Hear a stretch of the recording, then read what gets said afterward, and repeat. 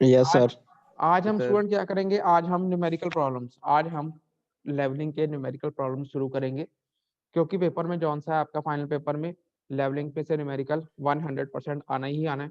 तो आपको उसके न्यूमेरिकल करनी है। वैसे भी जब आपने फील्ड में परफॉर्म करनी है, या वैसे भी आपको लेवलिंग, अगर आपको लेवलिंग के न्यूमेरिकल मतलब उसकी कैलकुलेशन करनी आती होगी, तभी आपको लेवलिंग अच्छे से आएगी।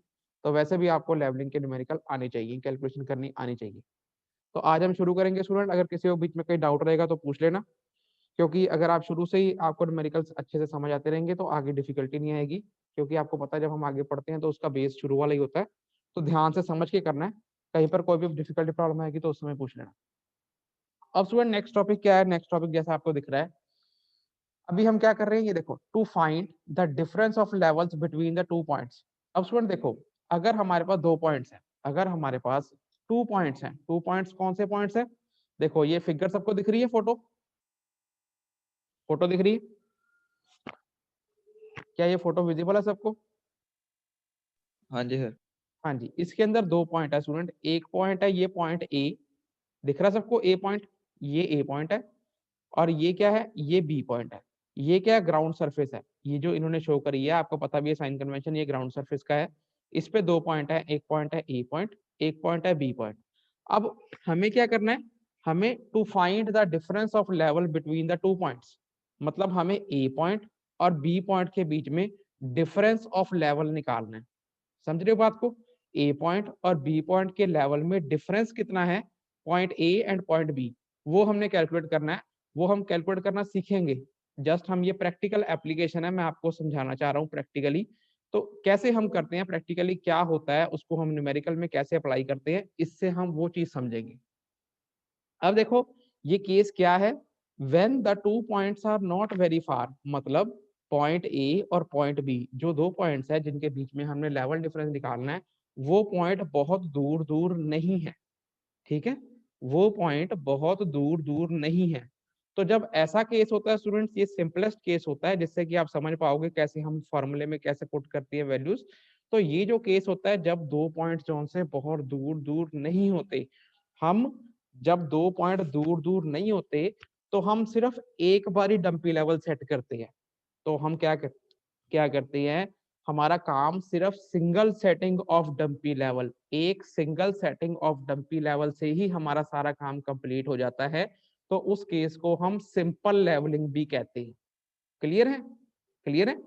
जब आपका डंपी लेवल एक ही, जब हम पूरी लेवलिंग कर ली, हमने डंपी लेवल सिर्फ एक ही जगह पे सेट हुआ है, सिंगल सेटिंग है डंपी लेवल की, डंपी लेवल को हमने मूव नहीं करा, इंस्ट्रूमेंट मतलब डंपी लेवल, इंस्ट्रूमेंट को हमने मूव नहीं करा, तो उस केस को क्या बोलते हैं? Simple levelling. क्लियर है? तो इस केस में जब हम सिंपल लेवलिंग कब परफॉर्म करते हैं? जब हमारा काम छोटा होता है, जब हमारा जितना काम हमने लेवलिंग करनी, जितने लेवल निकालने होते हैं वो कम होते हैं। या हम ये भी कह सकते हैं कि जब स्टार्टिंग पॉइंट और एंड पॉइंट पास पास होते हैं, ज्यादा दूर नहीं होते, तब हम single setting of dumpy level से ही अपना सारा काम कंप्लीट कर लेते हैं। तो उस केस को क्या बोलते हैं? Simple levelling. समझ गए? सिंपल लेवलिंग क्या होती है? क्लियर है? ठीक है सर। तो अब स्टूडेंट सिंपल लेवलिंग, अब मैं आपको प्रैक्टिकली बताना चाहता हूं कि हम कैसे करते हैं। देखो, दो पॉइंट है, एक पॉइंट है ए, एक पॉइंट है बी। हमने क्या करना है? ए पॉइंट और बी पॉइंट के बीच में क्या करना है? लेवल डिफरेंस निकालना है। मतलब ए पॉइंट के लेवल और बी पॉइंट के लेवल के बीच में फर्क कितना है वो निकालना है। तो स्टूडेंट देखो, पहला बेसिक रूल, जो आपको पहले बेसिक रूल समझाए गए हैं वो आपने सारे दिमाग में रखने हैं, उनको आपने नहीं भूलना। हम जब भी लेवलिंग शुरू करते हैं, चाहे जिस मर्जी तरह की लेवलिंग हो, पहली रीडिंग हम हमेशा उस पॉइंट पे पढ़ते हैं जिस पॉइंट के ऊपर हमें आरएल पता होता है। या उल्टा, जब आप न्यूमेरिकल करते हो तो पहले पॉइंट का आपको आरएल दे दिया जाता है। जब प्रैक्टिकली, जब हम लेवलिंग परफॉर्म करते हैं तो हम शुरुआत लेवलिंग की वहां से करते हैं जिस पॉइंट, धरती के जिस पॉइंट का आरएल हमें पता होता है। क्लियर है? क्लियर है? तो इस केस में हमारे हाँ पास जी सर। दो ही पॉइंट है, ए और बी। अगर हम ए से बी की तरफ जा रहे हैं, तो अब हम ए से शुरू करने लगे हैं, तो ए पॉइंट का लेवल हमें पता होगा। या हमने ए पॉइंट, वही पॉइंट लेना है जिस पॉइंट का लेवल हमें पता हो। क्लियर है? क्लियर है? अब देखो, सबसे पहले करना क्या है, पहले वही थ्योरी जब मैं आपको ऐसे बताता हूँ कि डायग्रामेटिकली कि हमने क्या करना है, ए पॉइंट और बी पॉइंट इसके बीच में कहीं पर भी कन्वीनियंट प्लेस पे आपने क्या करना है, डंपी लेवल एडजस्ट कर लेना है। डंपी लेवल एडजस्ट कर लेना मतलब डंपी लेवल की सारी टेम्पररी एडजस्टमेंट कर लेनी है। कौन सी टेम्पररी एडजस्टमेंट होती है डंपी लेवल की? सबसे पहले हम क्या करते हैं, लेवलिंग करते हैं। लेवलिंग किससे करते हैं? लेवलिंग सबसे पहले रफ हम ट्राइपॉड स्टैंड की कर लेते हैं। ट्राइपॉड स्टैंड दोबारा बता देता हूँ, ट्राइपॉड स्टैंड की दो लेग्स जो हम फिक्स कर लेते हैं, तीसरी लेग इनवर्ड आउटवर्ड मूव करते हैं और अपनी एवरेज हाइट के मुताबिक डंपी लेवल को सेट कर लेते हैं। फिर उसके बाद हम क्या करते हैं, उसकी प्रॉपर लेवलिंग करते हैं with the help of foot screws. Foot screws आपको बताए थे 3 फुट स्क्रू लगे होते हैं डंपी लेवल में। सबसे पहले हम क्या करते हैं, कोई 2 फुट स्क्रू ले लेते हैं, उसके ऊपर टेलीस्कोप कर लेते हैं, दोनों फुट स्क्रूज को या इनवर्ड मूव करते हैं या आउटवर्ड मूव करते हैं। फिर हम जो कब कब जब तक मूव करते हैं, कब तक, जब तक कि उसका जो सा लॉन्गिट्यूडनल बबल में एयर बबल है वो सेंटर में ना आ जाए। फिर हम क्या करते हैं, जो तीसरा फुट स्क्रू रह गया उसके ऊपर डंपी लेवल का टेलीस्कोप कर देते हैं। फिर हम उसको मूव करते हैं या क्लॉकवाइज या एंटी क्लॉकवाइज। कब तक मूव करते हैं, जब तक कि वो लॉन्गिट्यूडनल बबल ट्यूब में जो एयर बबल है वो सेंटर में ना आ जाए। फिर हम दोबारा चेक करते हैं, पिछली पोजीशन में आ जाते हैं, क्या वो सेंटर में है। अगर वो सेंटर में नहीं है तो दोबारा ये प्रोसेस रिपीट करते हैं सारा ही, जब तक कि वो हमेशा हमेशा सेंटर में ना आ जाए। जब आपने ये सारा कुछ कर लिया तो उस चीज को क्या कहते हैं, टेम्पररी एडजस्टमेंट, जो कि लेवलिंग हम करते हैं with the help of foot screws. फिर हमने क्या करना है, हमने रीडिंग पढ़ने के लिए हमारा टेलीस्कोप फोकस करना है। टेलीस्कोप फोकस कैसे करते हैं, उसके पहले आपने आईपीस फोकस करना होता है, फिर आपने ऑब्जेक्ट लेंस फोकस करना होता है। अब ऑब्जेक्ट लेंस कैसे फोकस करोगे, आप क्या करोगे, यहाँ पे दूर कोई भी दूर ऑब्जेक्ट देख लो, अगर आपको वो दूर का ऑब्जेक्ट क्लियर दिखता है तो ठीक है, नहीं तो आप उसका फोकसिंग स्क्रू ऑपरेट करो। उसका जो फोकसिंग स्क्रू लगा होता है टेलीस्कोप के साथ, तो उसको आप मूव करते हो, और ताकि आपको जब उसकी इमेज है अंदर से, जो ऑब्जेक्ट की इमेज है वो अच्छे से दिखे, ताकि वो फोकस हो जाए। दूसरा आईपीस। आईपीस कैसे फोकस करोगे, आईपीस में लगा होता है डायफ्राम, डायफ्राम में होती है क्रॉस वायर। अब जब आपको क्रॉस वायर अच्छे से दिख रही है, क्रॉस जो धागा है, क्रॉस वायर वो अच्छे से काले रंग की वायर प्लस के साइन में दिख रही है, इसका मतलब आपका आईपीस फोकस है। अब आईपीस फोकस कैसे करते हैं, आईपीस फोकस करने के लिए आईपीस का साथ में वो स्क्रू लगा होता है, वो कैसे उसको चेक करते हैं, हम अपने टेलीस्कोप के आगे एक व्हाइट पेपर रख लो, व्हाइट पेपर से अच्छे से क्रॉस वायर दिख जाती है।